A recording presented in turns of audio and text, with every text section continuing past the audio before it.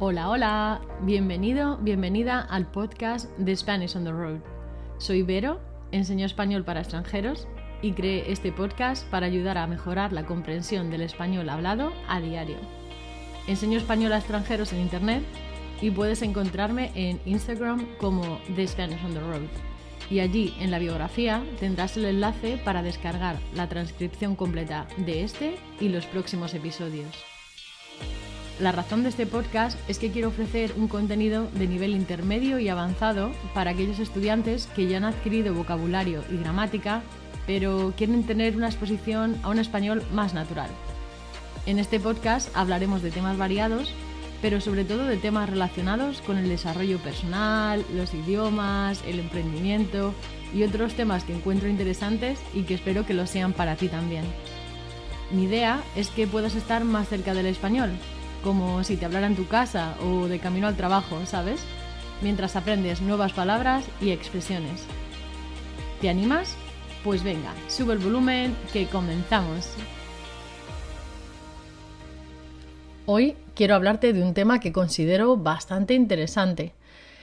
Este es el choque cultural inverso o reverso.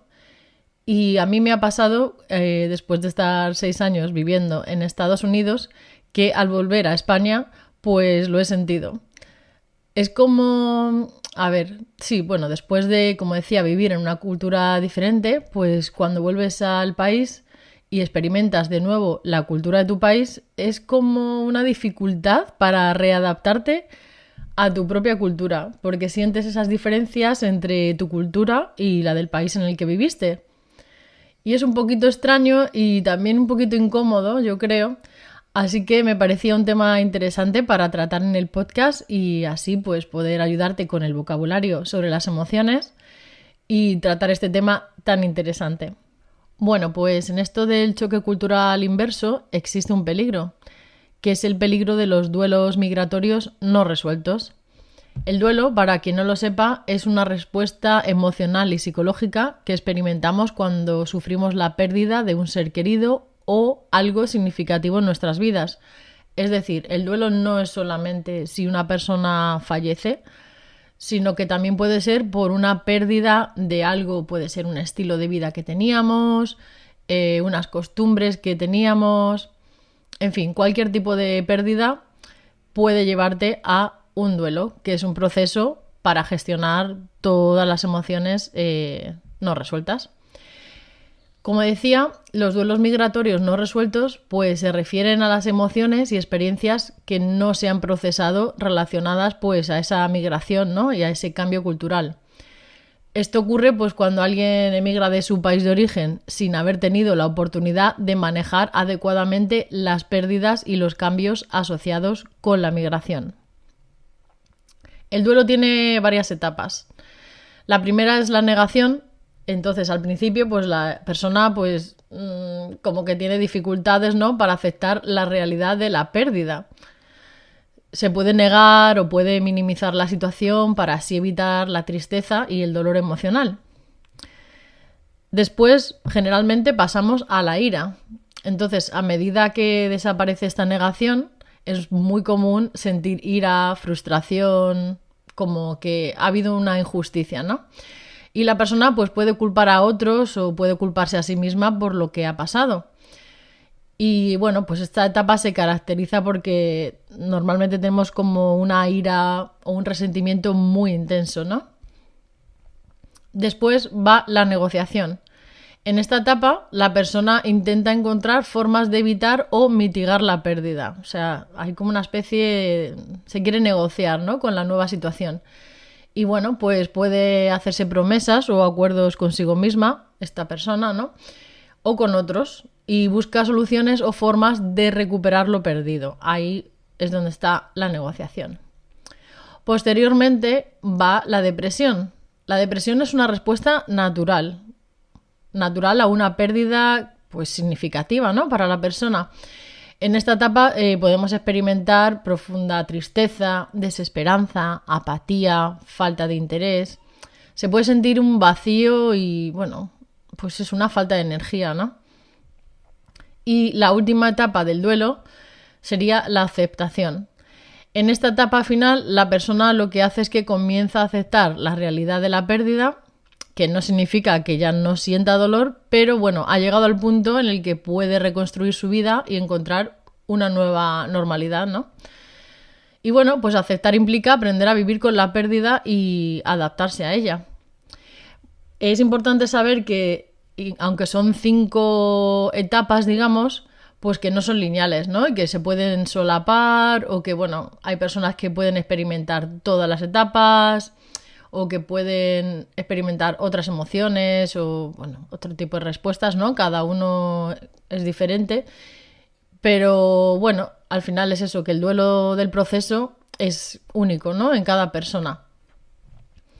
De todas formas, en este episodio hay mucho vocabulario sobre emociones, como vais a seguir escuchando. Así que quiero invitarte a que vayas a mi página web y te suscribas a mi newsletter para saber sobre mi programa Conecta.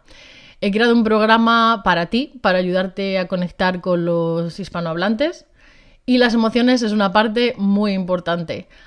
Eso lo tratamos en el programa y yo voy a ayudarte con ello.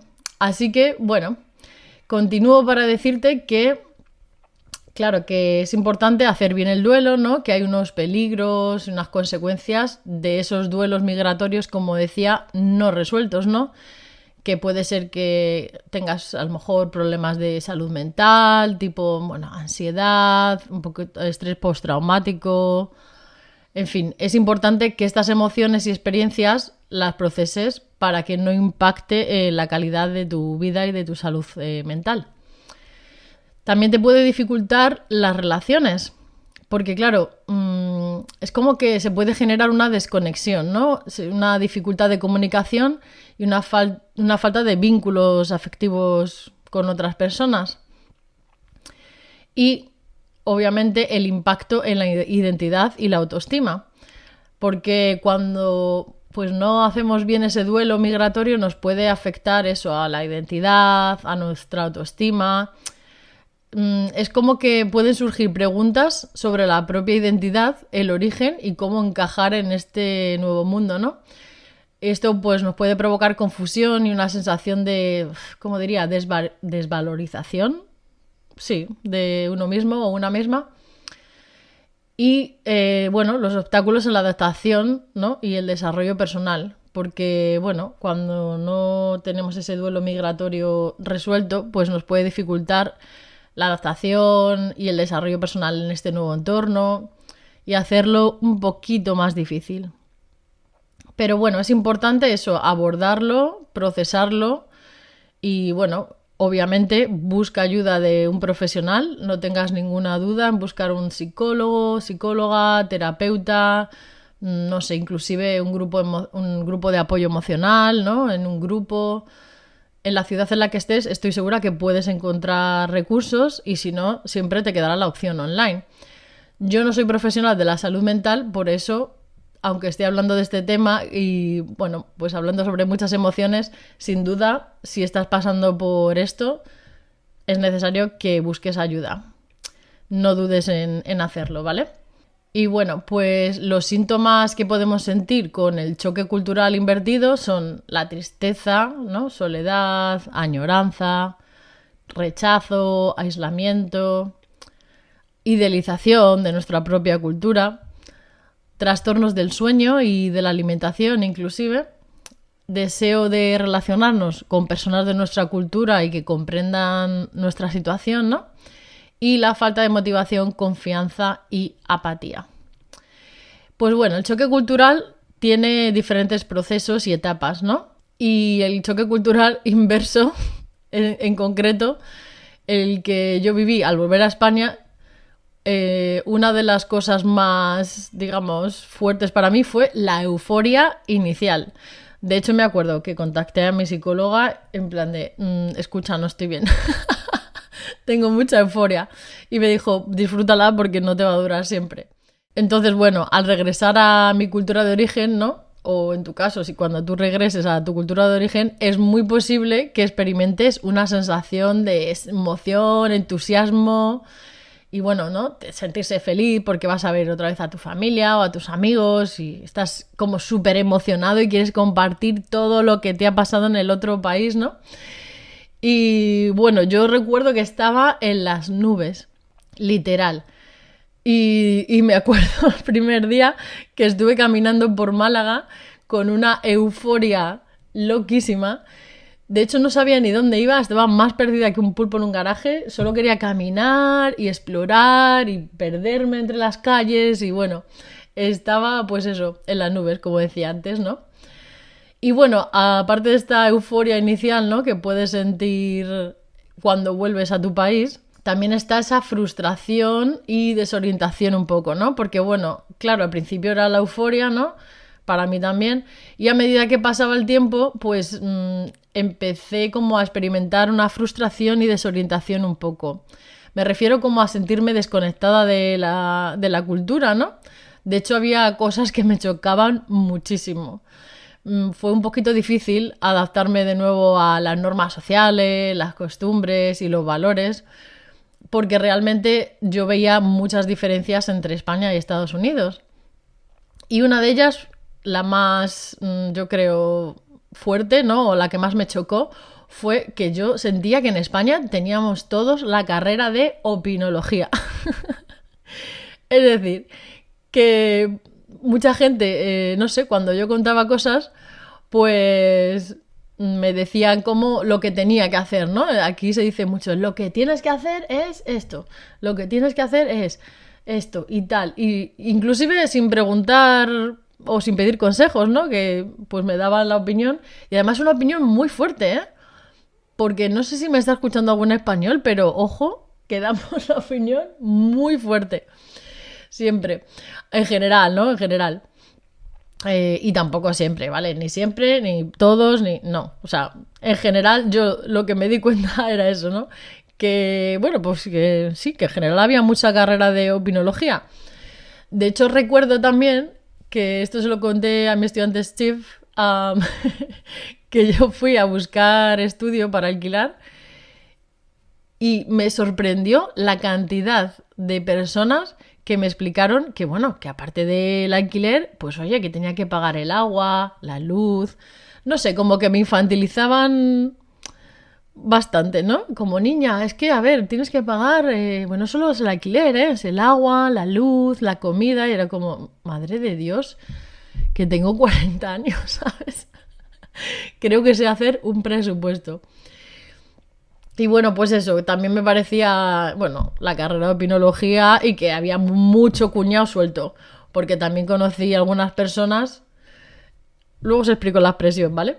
Pero me parecía que había mucho cuñado suelto por eso, porque había muchas personas que siempre pensaban que sabían de absolutamente todos los temas.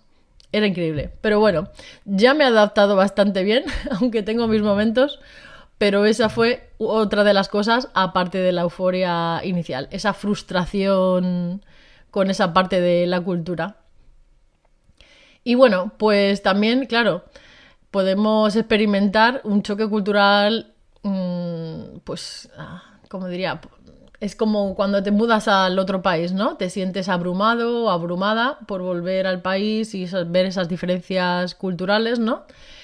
Y ahí puede surgir como una sensación de nostalgia o idealización de la cultura extranjera en la que vivió. Yo, por ejemplo, me acuerdo que comparaba mucho, ¿no? Y decía, pues en Estados Unidos no es así. O pues en Estados Unidos se come así o se hace así. Y yo misma en mi propio país era crítica de mi propia cultura, ¿no?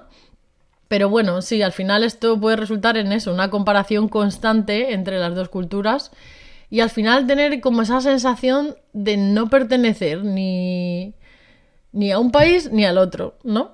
Es una cosa extraña, pero bueno, es bastante curiosa. Y bueno, también pues claro, vamos a hablar de adaptación y aceptación. Con el tiempo, pues bueno, vamos a comenzar a adaptarnos nuevamente a la cultura de origen, vamos a encontrar esas formas de integrar las experiencias y conocimientos que hemos adquirido en el país extranjero Y bueno, pues eso al final es un poco aceptación, apreciar las similitudes como las diferencias entre las dos culturas y encontrar un equilibrio entre ellas. Claro, yo siempre digo que yo ahora elijo lo mejor de los dos mundos, ¿no? Como he estado en Estados Unidos y me han gustado cosas de allí y he vivido la mayor parte de mi vida en España y también me gustan cosas de aquí, pues yo voy integrando. Y ahora inclusive que estoy aprendiendo portugués de Brasil, pues estoy intentando también adaptar partes que me gustan de la cultura brasileña. Entonces yo creo que al fin y al cabo lo mejor es eso, coger lo mejor de los dos mundos o de los tres mundos o de toda la exposición que tengas a diferentes culturas y pues crear tu propia personalidad, digamos, alrededor de todas estas experiencias, ¿no? Y eso me lleva a la reevaluación de identidad, ¿no? O sea, durante el choque cultural reverso es común que la persona pues se reevalúe, ¿no? Y diga, pues, ¿quién soy yo ahora después de mis experiencias en el otro país? Que se cuestione sus valores, lo que me parece importante, creencias y metas en la vida, ¿no? Al final, pues, surge un proceso en el que nos redefinimos de nuevo en función a esas experiencias. Y la verdad es que a mí me parece una oportunidad muy guay. Y pues la reintegración social, ¿no? A medida que nos vamos adaptando a nuestra cultura de origen, pues buscamos formas nuevas de integrarnos socialmente.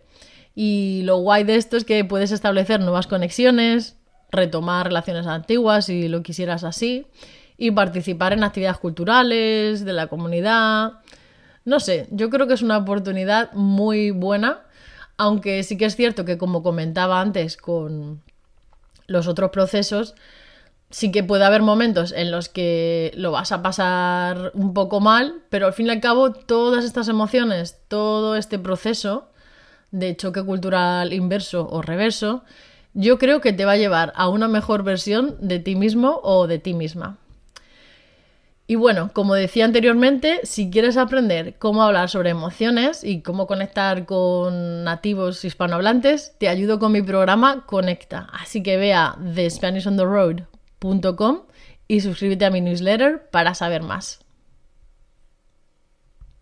Bueno, pues para finalizar este episodio os voy a comentar las expresiones que he utilizado. La primera fue estar en las nubes. Esta expresión se utiliza para describir a alguien que está distraído, ensimismado o pensando en algo ajeno a su entorno inmediato. La segunda, más perdida que un pulpo en un garaje. Esta frase es una expresión que se utiliza para destacar la falta de orientación o desorientación de alguien en una situación o lugar determinado. Como os podéis imaginar, un pulpo en un garaje es algo extraño y no creo que tenga mucha buena orientación, ¿no? Dentro de un garaje, el pobre.